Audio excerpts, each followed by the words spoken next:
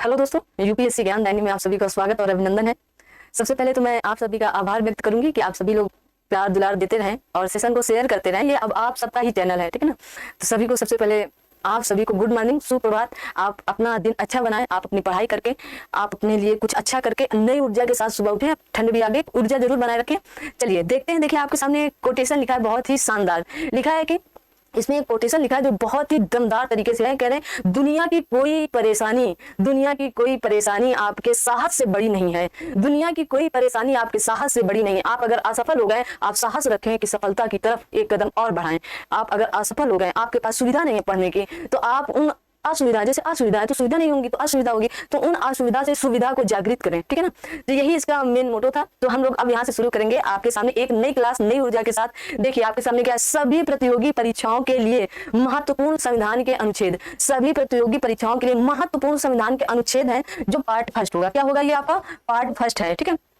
चलिए यहाँ से हम थोड़ा सा और इसको बढ़ाते हैं। पार्ट फर्स्ट होगा क्योंकि यहाँ पर एक साथ सारे पढ़ा देना थोड़ा सा मुश्किल रहेगा आप सबके लिए। मेरे लिए तो कोई दिक्कत नहीं, मैं पढ़ा दूंगी। और रोज ये क्लास आपको शाम 8 बजे, सुबह 8 बजे मिलती है। तो आप लोग इसका विशेष ध्यान रखें और अपने चैनल को शेयर जरूर करते रहें। चलिए इसमें आगे जो ये लगा हुआ है कि संविधान के महत्वपूर्ण अनुच्छेद एक ही वीडियो में, तो पहले तो मैं सोच रही थी कि सारा कुछ एक ही में बता दें, फिर मुझे फील हुआ कि अगर एक साथ बता देंगे तो आप सबके साथ भी खिचड़ी हो सकती है ना, इसलिए मैंने इनको 2 पार्टों में बांट दिया। ये फर्स्ट पार्ट है। अब आप लोग बताएंगे क्या आपको साफ सुथरा अच्छा दिख रहा है कि नहीं दिख रहा है। अब आप इसके सामने तीर लगाकर लिखेंगे। कह रहा अनुच्छेद 1 क्या है, आपका आर्टिकल 1 क्या है। तो आर्टिकल 1 क्या कहेगा? संघ का नाम और राज्य क्षेत्र कहता है। क्या कहता है? संघ का नाम कहता है, संघ नाम, और क्या कहता है? राज्य क्षेत्र कहता है आपका, ठीक है, राज्य क्षेत्र कहता है। अब शायद आपको चीजें और अच्छे से समझ में आएंगी। बहुत ही बेहतरीन तरीके से लाने का प्रयास किए हैं कि आप लोगों को चीजें बस समझ में आए। आपका अनुच्छेद 5 आर्टिकल 5 क्या कहता है। अब देखिए आप एक तरफ से अनुच्छेद पढ़ेंगे ना तो आपको बहुत अच्छे तरीके से समझ, आप खुदक खुदक के पढ़ेंगे तो नहीं समझ में आएगा। क्यों? देखिए पहले क्या बना? आपका संघ बना। अब दूसरा क्या बनेगा? संघ है तो वहां पर क्या होगी? नागरिकता होगी भाई। क्या होगी? नागरिकता,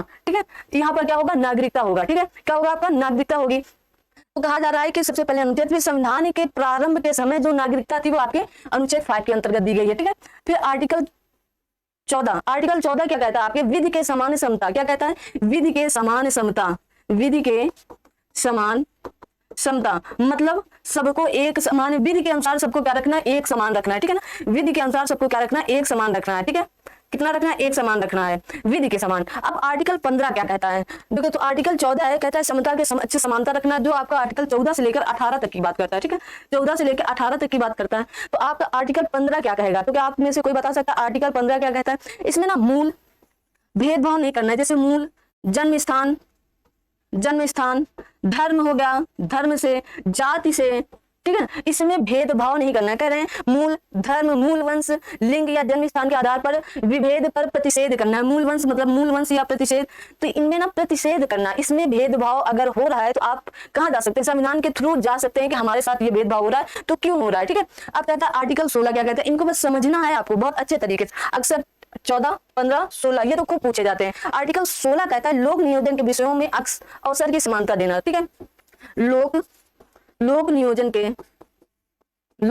के विषयों में समानता देना, ठीक है। क्या कहता है? समानता देना। अभी मुझे इतना ज्यादा लिखने इसमें नहीं आता इस बोर्ड पे, तो थोड़ी सी समस्याएं हो सकती हैं आपके सामने, पर हमको लग रहा है आप सबको दिख रहा होगा। चलिए थोड़ा सा मोटा कर लेते हैं क्योंकि मुझे लग रहा है शायद नहीं दिख रहा होगा। चलिए अब दिखेगा, ठीक है ना। हाँ, क्योंकि मुझे वहां पर देखना पड़ता है। देखिए आर्टिकल 16, आर्टिकल 16 क्या कहता है आपका? आर्टिकल 16 हो गया आपका। आर्टिकल 17 क्या? आर्टिकल 17, आर्टिकल 17 क्या कहता है? देखिए आर्टिकल 17 क्या कहता है? अब दिख रहा है आप सबको? अस्पृश्यता का अंत। क्या कहता है? जो आपका छुआछूत है, छुआछूत का अंत कह रहा है, ठीक है। छुआछूत का अंत, ये कौन सा आर्टिकल कहता है? आर्टिकल 17 आपका कहता है छुआछूत का अंत, जिसे ऐसे मतलब संविधान में लिखा अस्पृश्यता का अंत मतलब छुआछूत का अंत करना। जैसे हम लोग क्या मतलब पहले, जैसे अभी भी दादा दादी, जिनके नाना नानी, जो लोग पुराने जमाने के हैं, वो लोग आज भी छुआछूत का बहुत महत्व देते हैं। आज भी, आज के समय की मैं बात कर रही हूँ। कैसे?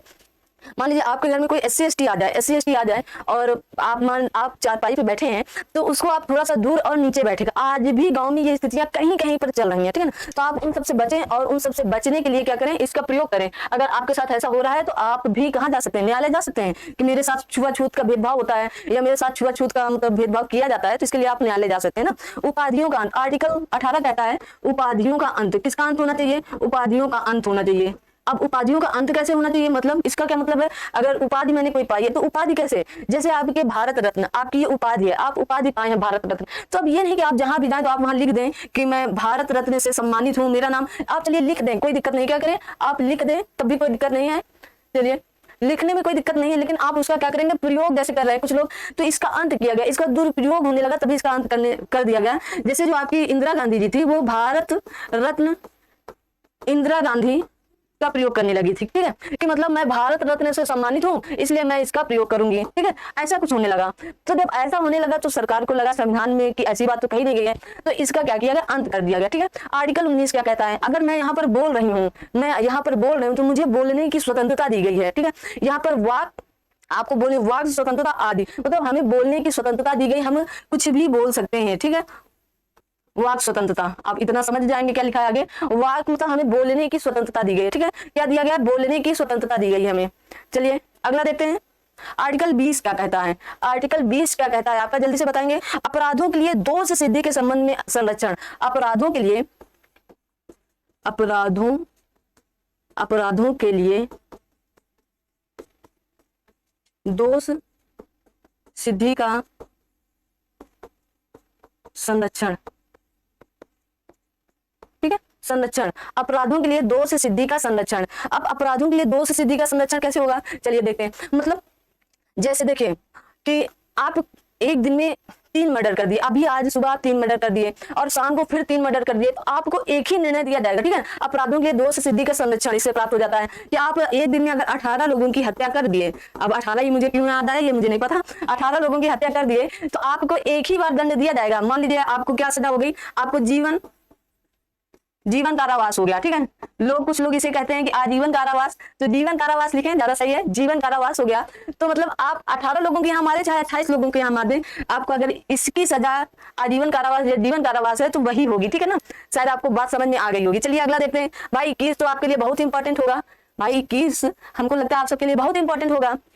तो 21 में क्या कहा गया है, 21 में कहा गया आपके प्राण एवं दैहिक की स्वतंत्रता, हम अपने प्राण बचाने के लिए, प्राण और दैहिक का मतलब प्राण के साथ साथ शरीर बचाने के लिए, लिख लीजिए आप यहाँ पर, अभी इस बोर्ड पर मेरे लिए लिखना प्राण एवं दैहिक जैसा ही है, प्राण एवं दैहिक की स्वतंत्रता, एक तो थोड़ा सा बोर्ड ऊपर है हमारे हिसाब से, तो प्राण एवं दैहिक की स्वतंत्रता इसमें बताया गया है, क्या बताया गया, प्राण एवं दैहिक की स्वतंत्रता बताया गया आपके किसमें, तो आपके आर्टिकल 21 के अंतर्गत कहा गया है कि प्राण एवं दैहिक की स्वतंत्रता का प्रयोग किया गया, ठीक है ना, आप दिख रहा है ना, हाँ दिख रहा है। चलिए आर्टिकल 21 का के अंतर्गत कहा गया, इसमें 6 से 14 वर्ष की आयु को निःशुल्क, 6 से 14 वर्ष के आयु के बच्चों को, ठीक है, 6 से 14 वर्ष की आयु के बच्चों को निःशुल्क एवं अनिवार्य शिक्षा देना, क्या होगा, निःशुल्क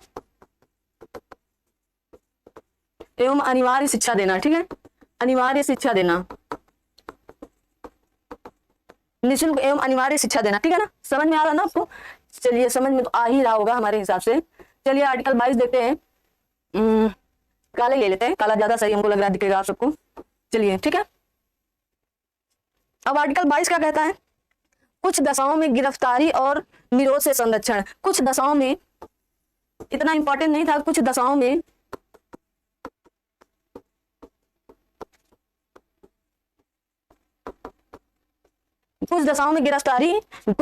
गिरफ्तारी और निरोध से संरक्षण दिया जाता है, ठीक है, क्या दिया जाता है, संरक्षण दिया जाता है आपको, ठीक है, इतना इंपॉर्टेंट नहीं है, उसमें इतना ध्यान नहीं देंगे, ठीक है, बस इतना याद रख लेंगे, कुछ दशाओं में आपको गिरफ्तारी और निरोध में क्या दिया जाता है, संरक्षण दिया जाता है, मतलब कुछ छूट दे दी जाती है आपको, ठीक है ना, क्या दे दी जाती है, छूट दे दी जाती है। फिर उसके बाद आर्टिकल 23 आपको बहुत ही जबरदस्त तरीके से मतलब आपको याद ही होना चाहिए, 23-24 दो आर्टिकल आपको तो मोस्ट इंपॉर्टेंट याद होनी चाहिए, ठीक है ना। तो आर्टिकल 23 कहता है मानव दुर्व्यापार एवं बलात्श्रम का प्रतिषेध होना चाहिए, मतलब मानव बेचा जाता है, मानव का व्यापार जो हो रहा है इस पर क्या लगनी चाहिए, रोक लगनी चाहिए, ठीक है, मानव पर व्यापार जो हो रहा है कि आजकल महिलाएं क्या होती हैं, महिलाएं या लड़कियां यहाँ से लोग चुराते हैं, मतलब किडनैप करते हैं और फिर इनको कहीं बेच देते हैं जाके, तो इन सब में क्या लगना चाहिए, आपका प्रतिषेध लगना चाहिए, इन सब में क्या लगना चाहिए, आपका प्रतिषेध लगना चाहिए, ठीक है ना, इन सब में क्या लगना चाहिए, आपका प्रतिषेध लगना चाहिए, मतलब रोक लगनी चाहिए, बलात्श्रम में रोक लगनी चाहिए, ठीक है ना, वो शब्द मैं वहां नहीं लिख रही हूँ पर बहुत ही इंपॉर्टेंट है, ऐसे प्रश्नों को आप याद रखेंगे। आर्टिकल 23 कहता है, आर्टिकल आपको 24 कहता है, आर्टिकल 24 आपका कहता है कारखानों आदि में अगर आप 14 वर्ष से कम आयु के हैं, अब 14 वर्ष से कम आयु के होने पर ही ऐसा, क्योंकि 14 वर्ष तक आपको संविधान में सिर्फ अनिवार्य शिक्षा लेने के लिए कहा गया है। अगर आप 14 वर्ष से कम आयु के हैं और आप कारखानों में काम कर रहे हैं, अब कुछ जगह तो अपवाद है, मान लीजिए आप किसी के घर में कारखानों आदि में कार्य करने से क्या लगाएगा, रोक लगा देगा। तो क्या कह रहा है, कारखानों आदमी बालकों के नियोजन का प्रतिरोध करता है, ठीक है, प्रतिषेध करता है। तो यहाँ कारखानों में 14 वर्ष से कम है, ये वर्ष है 14 वर्ष से कम बालक, ठीक है, लिख लें बालक। अब 14 वर्ष के होंगे तो बालक ही रहेंगे। कारखानों आदि में क्या कार्य के लिए यहाँ पर प्रतिषेध लगाते हैं, क्या लगाते हैं, प्रतिषेध लगाते हैं कि आप ऐसा नहीं कर सकते। लेकिन किसी किसी के घर में जरूरी हो जाता है, जरूरी क्यों हो जाता है, अब उनके यहाँ और कोई नहीं है कमाने वाला, तो जाहिर सी बात है वो व्यक्ति, वो बालक कार्य करेगा ही अपना पेट पालने के लिए, या उनके साथ जो होगा उनका पेट पालने के लिए, ठीक है। चलिए आर्टिकल आपका आगे कहता है, आर्टिकल 25 कहता है अंतःकरण की और धर्म के आबाद रूप से, तो इसमें स्वतंत्रता दी गई, किसकी, धर्म की स्वतंत्रता है। बस ऐसे आप मोटा मोटा याद रखेंगे, क्या याद रखेंगे, धर्म की स्वतंत्रता, ठीक है, धर्म की स्वतंत्रता, धर्म की स्वतंत्रता। किसकी स्वतंत्रता दी गई, धर्म की स्वतंत्रता दी गई आपकी, किसकी दी गई है, धर्म की स्वतंत्रता दी गई आपकी, ठीक है, धर्म की स्वतंत्रता दी गई है। आर्टिकल 29 क्या कहता है आपका, आर्टिकल 29 कहता है अल्प वर्गों के हितों का संरक्षण किया गया है। क्या किया गया है, अल्प वर्गों के हितों का संरक्षण किया गया है, ठीक है, क्या किया गया है, संरक्षण किया गया। मतलब जो अगर अल्प वर्ग हैं, जैसे अब हिंदू मुस्लिम तो अल्प वर्ग है, सिख ईसाई अल्प वर्ग के अंतर्गत आ जाते हैं, तो उनका क्या किया जाएगा, यहाँ पर हित किया जाएगा, उनके संरक्षण में कुछ ना कुछ कार्य किया जाएगा। आर्टिकल 32 तो भाई इतना इंपॉर्टेंट है कि आप, अगर आपको नहीं पता है तो आप इसे पता करें, बिल्कुल ध्यान से जानें कि आर्टिकल 32 के द्वारा आप क्या क्या बातें कह सकते हैं। संवैधानिक उपचारों का अधिकार है, क्या है, संवैधानिक उपचारों का अधिकार है, ठीक है, संवैधानिक उपचारों का अधिकार है क्या, आर्टिकल 32। और इसी आर्टिकल 32 को ही डॉक्टर भीमराव अंबेडकर जी बोले हैं क्या, कि ये संविधान की आत्मा है। डॉक्टर भीमराव अंबेडकर जी ऐसा बोले हैं, ठीक है। अगर संविधान की आत्मा केवल प्रश्न लिख कर आए कि संविधान की आत्मा क्या है, तब आप उद्देश्य या प्रस्तावना ही बताएंगे। लेकिन अगर आर्टिकल 32 में ये लिख के आ जाए कि भीमराव अंबेडकर के अनुसार संविधान की आत्मा किसे कहा गया, तो तब आप आर्टिकल 32 ही लगाएंगे, ठीक है। आगे देखिए आर्टिकल 39 बहुत ही इंपॉर्टेंट है, रट लेंगे, याद कर लेंगे, दिमाग में बैठा लेंगे अपने, ठीक है ना।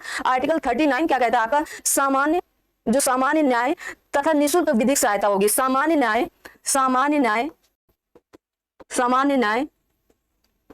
तथा निःशुल्क विधिक सहायता। ऐसा क्यों कहा गया है कि इसमें सामान्य न्याय और निःशुल्क विधिक सहायता दी जाएगी, ऐसा क्या कारण हो सकता है बताइए।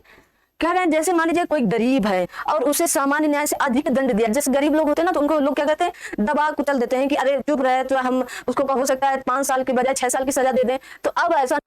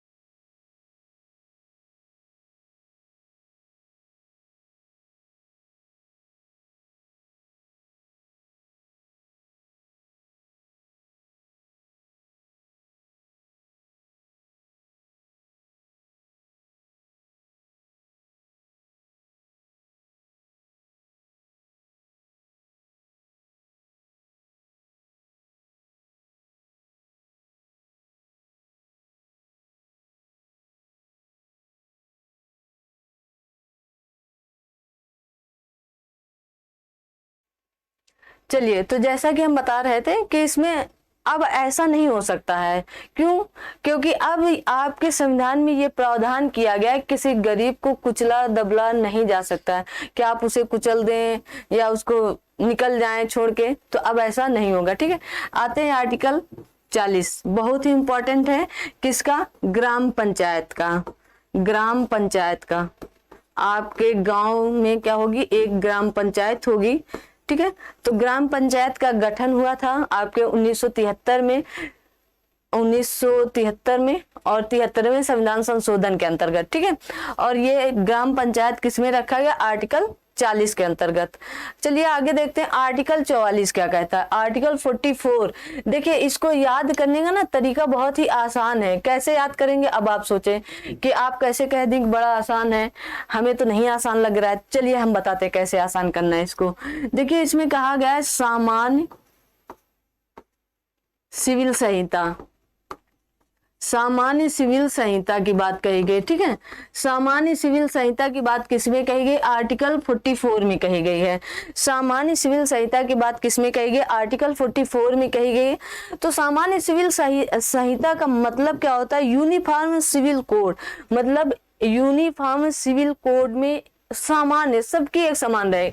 तो देखिए ये 4 भी समान है और ये 4 भी समान है, तो जहां पर आपको दोनों बराबर मिल जाए उसको क्या कहेंगे? सामान्य सिविल संहिता, ठीक है। चलिए आर्टिकल 45 क्या कहता है? आर्टिकल 45 आपका कहता है कि 6 वर्ष से कम आयु के, 6 वर्ष से कम आयु के बच्चों की क्या की जाएगी? देखभाल की जाएगी, ठीक है ना। यहाँ पर कम आयु के बच्चों की क्या की जाएगी? देखभाल और शिक्षा। तो देखभाल ही सही है, शिक्षा कहाँ? वो 5 वर्ष की कम आयु के, 6 वर्ष से कम आयु के बच्चे ले सकें, लेकिन शिक्षा की भी बात इसमें कही गई, उसको भी आप लिख लेंगे। तो ये देखिए अब ऐसा क्यों कहा गया? जो आपका 6 से 14 वर्ष की आयु के बच्चों की शिक्षा थी वो पहले आर्टिकल 45 के अंतर्गत थी। किसके अंतर्गत थी? आपके आर्टिकल 45 के अंतर्गत ही थी। लेकिन जब उसको 21 का के अंतर्गत रख दिया गया, जब 21 का के अंतर्गत रख दिया गया तो ये आर्टिकल खाली हो गया था। ये क्या है? आपके डीपीएसपी है। तो ये आर्टिकल जब खाली हो गया तो वहां पर सोचा समझा गया कि आप अब 6 से कम आयु के बच्चों के लिए यहाँ पर प्रावधान कर सकते हैं, ठीक है ना। क्या कर सकते हैं? प्रावधान कर सकते हैं। तो यहाँ से 6 वर्ष से कम आयु के बच्चों के लिए प्रावधान किया गया। आर्टिकल देखिए जो बहुत इंपॉर्टेंट है मैं उनमें से पहले से रेड लगा के लाई हूँ, और कुछ में और भी कलर मिल जाएंगे क्योंकि मैंने सोचा कलरफुल कर देते हैं तो आपको थोड़ा सा इंटरेस्टिंग लगेगा। यहाँ पर ना पर्यावरण संरक्षण का प्रावधान किया गया। पर्यावरण किसका? पर्यावरण संरक्षण, ठीक है। पर्यावरण संरक्षण जो है आपका, पर्यावरण संरक्षण एवं संवर्धन एवं वन तथा अन्य जीवों की रक्षा करना, मतलब आप बाकी सब जान के इसमें आगे लिख लीजिएगा, अन्य जीवों की रक्षा करना। जीवों की रक्षा कैसे कर सकते हैं आप अपने छत पर पानी रख सकते हैं, गर्मी है तो पानी रख दीजिएगा, 4 दाने आप चावल के डाल दीजिए, 4-6 दाने आप गेहूं के डाल दीजिएगा। अगर कुछ भी आपके पास ऐसा है कि आप जीवों की रक्षा कर सकते हैं। देखिए हम लोग छोटा मोटा ही कर रहे हैं ना, लोग जीवों की रक्षा बहुत बड़े बड़े स्तर पर करते हैं, ठीक है ना। तो अगर आप नहीं बड़ा कर सकते तो छोटा करिए, आप पानी रख दीजिए, आप उनके लिए किसी मतलब बर्तन में पानी छत पर रख दीजिए, गर्मी है तो पानी रख सकते हैं आप, इस तरह, ठीक है। आर्टिकल 50 ये क्या करता है आपका? ये काफी इंपॉर्टेंट आर्टिकल है। तो ये क्या करेगा पहले आप जाने, ये क्या कर सकते हैं आर्टिकल 50। तो आर्टिकल 50 कहता है आपका कि कार्यपालिका और न्यायपालिका को पृथक कर देता है। किसको? तो आप लिखें कार्यपालिका और प्लस न्यायपालिका को क्या कर देते हैं ये लोग? न्यायपालिका को अलग कर देते हैं, ठीक है ना। न्यायपालिका को पृथक कर देते हैं, पृथककरण कर देते हैं, मतलब अलग अलग कर देते हैं। तो 50-50 का मतलब कि अलग अलग कर दिए। अगला आता है आपका आर्टिकल 51, इसमें कहता है अंतरराष्ट्रीय शांति। अब हमने यहाँ क्या कर दिया? पृथक कर दिया, इनमें सब में क्या कर दिया? पृथक कर दिया। तो ये कह रहा अब भाई लड़ाई भी हो गई, झगड़ा भी हो गया, पृथककरण मतलब पृथक कब होगा? कोई अलग कैसे होगा? जब लड़ाई झगड़ा होगा। तो ये लोग कह रहे हैं अंतरराष्ट्रीय शांति संधि होनी चाहिए। क्या होनी चाहिए? अंतरराष्ट्रीय शांति संधि होनी चाहिए, शांति, ठीक है। ये आपके आर्टिकल 51 के अंतर्गत दिया गया है, ठीक है। अंतरराष्ट्रीय शांति संधि होनी चाहिए आपकी, ठीक है। ये याद रखेंगे, खूब पूछा जाता है ये वाला आर्टिकल। देखिए आगे क्या कहता है आपका आर्टिकल 51। देखिए मैंने कलर चेंज किया ना, इसलिए चेंज किया कि इंपॉर्टेंट है आपके। क्या है इसमें?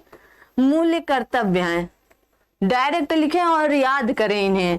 और कुछ इसमें बताने लायक नहीं है कि मैं इनमें और कुछ बताऊं। और जब मैंने इनको पढ़ाया था डिटेल से तो बहुत अच्छे से बता दिए। सिर्फ आज आर्टिकल की बात हो रही है। भारत का एक राष्ट्रपति होगा। क्या होगा? राष्ट्रपति होंगे, प्रेसिडेंट होंगे। आर्टिकल 55 क्या कहता है? आर्टिकल 55 क्या कहता है? आर्टिकल 55 कहेगा राष्ट्रपति के निर्वाचन की पद्धति कैसी होती है। तो निर्वाचन की पद्धति, निर्वाचन की पद्धति कैसी होती है, इसको आर्टिकल 55 के अंतर्गत दिया गया है। आर्टिकल 57 क्या कहता है?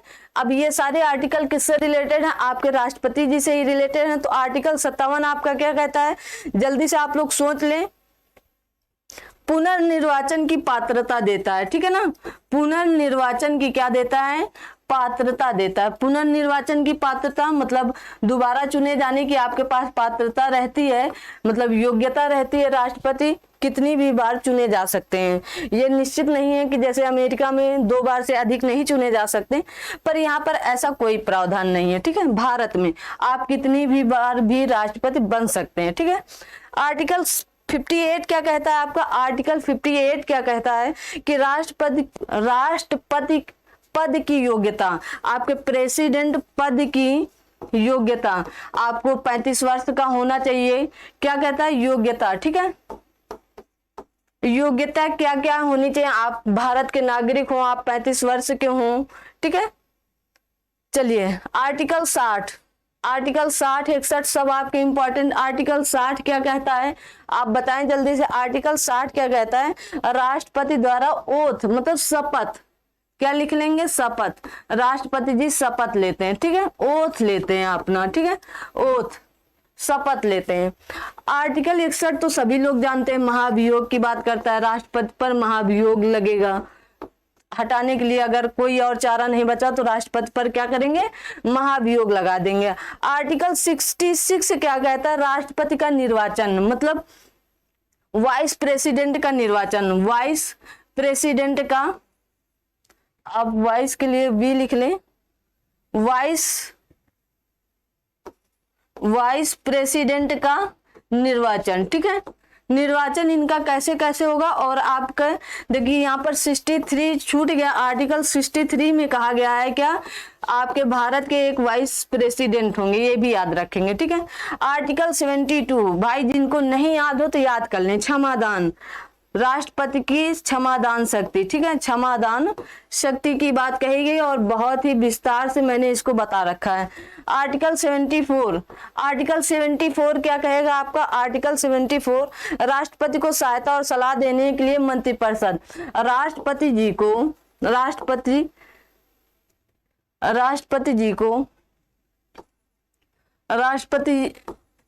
जी को सहायता व सलाह के लिए क्या होगी? एक मंत्रिपरिषद होगी। सहायता व सलाह के लिए क्या होगी? मंत्रिपरिषद होगी आपकी, ठीक है ना।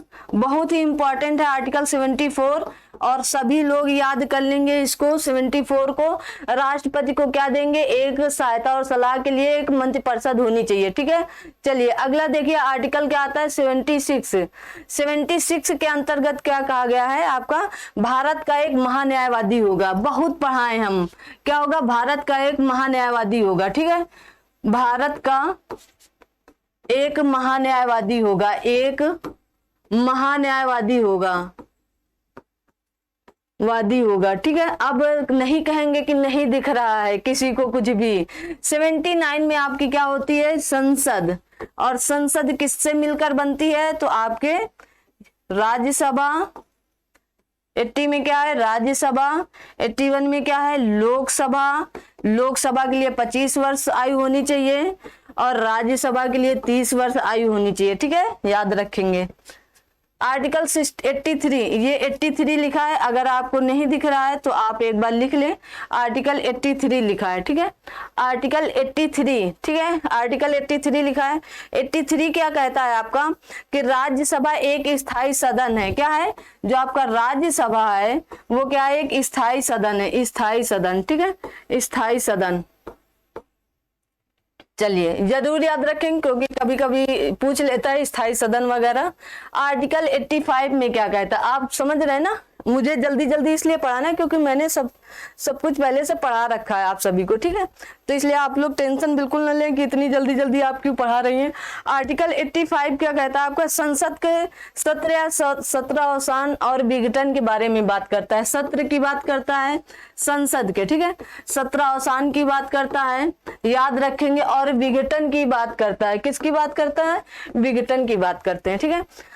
100 में क्या कहता है भाई, जब लोकसभा अध्यक्ष, जो आपके लोकसभा अध्यक्ष होते हैं, पक्ष और विपक्ष में जब मतलब कोई बात पर टाई हो जाता है, मतलब एक समान पक्ष हो जाते हैं, मतलब एक समान वोट पड़ जाते हैं, तो आर्टिकल 100 कहता है कि लोकसभा अध्यक्ष द्वारा अपने निर्णायक मत का प्रयोग, लोकसभा अध्यक्ष क्या करेंगे, निर्णायक मत देंगे, निर्णायक। अब जिनकी तरफ चला जाएगा उन्हीं की तरफ निर्णायक मत हो जाएगा, निर्णायक पक्ष हो जाएगा, ठीक है। निर्णायक मत कर लें, ज्यादा सही रहे, निर्णायक मत, क्योंकि मत जिनकी तरफ जाएगा वही हो जाएगा, ठीक है। क्यों हो जाएगा, मान लीजिएगा 50-50 है, अब 50 वोट पक्ष की तरफ है और 50 वोट विपक्ष की तरफ है, ठीक है। तो जिनकी तरफ लोकसभा अध्यक्ष पक्ष कर देंगे, मतलब मत दे देंगे, वही क्या हो जाएगा, आपका विधेयक बन जाएगा और उसे पारित कर दिया जाएगा, ठीक है। चलिए आर्टिकल 108 क्या कहता है, देखिए आर्टिकल 108 आपका क्या कहेगा, अब ये देखिए आर्टिकल 108 कहता है कुछ दशाओं में दोनों संसदों की संयुक्त बैठक, क्या होता है, संयुक्त बैठक की बात करते हैं। अब संयुक्त बैठक बुलाएगा कौन, संयुक्त बैठक, ठीक है। संयुक्त बैठक बुलाएंगे कौन आपके, ये आप बताएंगे कमेंट बॉक्स में, ये आप क्या करेंगे, कमेंट बॉक्स में हमें बताएंगे संयुक्त बैठक कौन बुलाएगा। आर्टिकल 110 क्या कहता है, आर्टिकल 110 की बात कही गई ना, तो आर्टिकल 110 में क्या कहा गया है, धन, मनी की परिभाषा दी गई, किसकी, मनी की परिभाषा दी गई आपकी, ठीक है। चलिए एक स्लाइड और पढ़ेंगे, 112 आर्टिकल 112 लिखा है, ये क्या लिखा है, 112, हो सकता है कुछ लोगों को न दिखाई दे रहा हो क्योंकि कलर थोड़ा सा फीका है। तो आर्टिकल 112 अब दिख रहा है ना, आर्टिकल 112 क्या कहता है, वार्षिक वितरण, जिसे हम क्या कहते हैं, बजट कहते हैं, वार्षिक वितरण की बात कही गई है, ठीक है। वार्षिक वितरण की यहाँ पर बात कही गई है, वार्षिक वित्तीय वितरण लिख लें, हमेशा हम वित्तीय छोड़ देते हैं, पता नहीं क्यों मेरे दिमाग में वित्तीय रहता ही नहीं, वार्षिक वित्तीय विवरण, ठीक है।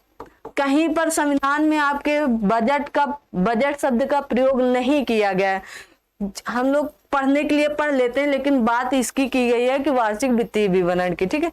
एक स्लाइड और देखेंगे और ये आपकी लास्ट स्लाइड करेंगे हम लोग, और बाकी फिर हम लोग कल देखते हैं। 123 में क्या है आपके, राष्ट्रपति की अध्यादेश जारी करने, क्या अध्यादेश, इसी को अध्यादेश, राष्ट्रपति जी क्या कर सकते हैं, अध्यादेश जारी कर सकते हैं, ठीक है।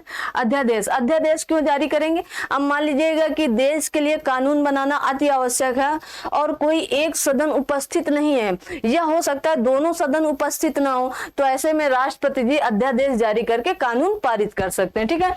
आर्टिकल 124 में आपके क्या है, सुप्रीम कोर्ट है, क्या है आपकी, सुप्रीम कोर्ट की बात कही गई, सुप्रीम कोर्ट का गठन है, ठीक है, सुप्रीम कोर्ट की बात कही गई। आर्टिकल 129 में क्या कहा गया, आर्टिकल 129 में क्या कहा गया है आपके, कि उच्चतम न्यायालय का अभिलेख न्यायालय होना, आपका सुप्रीम कोर्ट का अभिलेख न्यायालय होना। अब अभिलेख न्यायालय क्या है, ये आप यहाँ बिल्कुल नहीं पूछ सकते हैं, क्योंकि मैं पहले से ही इसकी क्लास ले चुकी हूँ और मैंने बहुत डिटेल से ये सारी बातें बता रखी, लेकिन याद जरूर रखेंगे आर्टिकल 129 को। आर्टिकल 137 क्या कहता है, आर्टिकल 137 क्या कहता है आपका, तो आर्टिकल 137 कहता है कि उच्चतम न्यायालय की पुनर्वलोकन की शक्ति, सुप्रीम कोर्ट की पुनर्वलोकन की शक्ति, पुनर्वलोकन की शक्ति मतलब रिव्यू कर सकती है, अपने निर्णय देने के बाद भी वो अपने ही निर्णय को फिर से रिव्यू कर सकती है, क्योंकि वो भी इंसान ही है, गलतियां हो जाती है ना कभी कभार, 2-4-6 साल में। आर्टिकल 143 143 क्या कहता है, आर्टिकल 143 आपका बहुत बार पूछा जा चुका है, बहुत बार मैं इसको बहुत अच्छे से बता भी चुकी हूँ, फिर भी चलिए एक बार और आप लोग समझ लें। आर्टिकल 143 कहता है उच्चतम न्यायालय से परामर्श करने की राष्ट्रपति की शक्ति होगी, सुप्रीम कोर्ट से परामर्श लेने की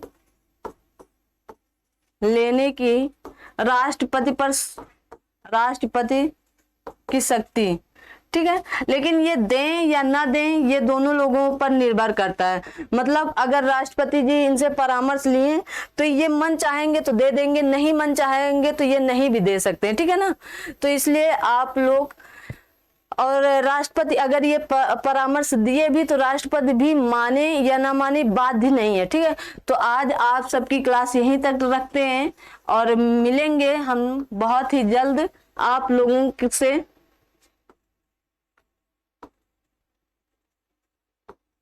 ठीक है, तो बस आप लोग इसी तरह लाड प्यार दुलार और चैनल को और आगे तक बढ़ाते रहें, अच्छा लगेगा हमें भी। और मिलते हैं बहुत ही जल्द, तब तक आप सभी लोग अपना ख्याल रखें, अपने साथ अपनों का ख्याल रखें और अपना ध्यान जरूर रखें, क्योंकि अपना ध्यान रखना आजकल बहुत ज्यादा जरूरी है। अपने साथ अपनों का ध्यान भी रखना, क्योंकि अपने रूठ गए तो फिर क्या गम, अपने रूठ गए तो गम ही गम होता है ना।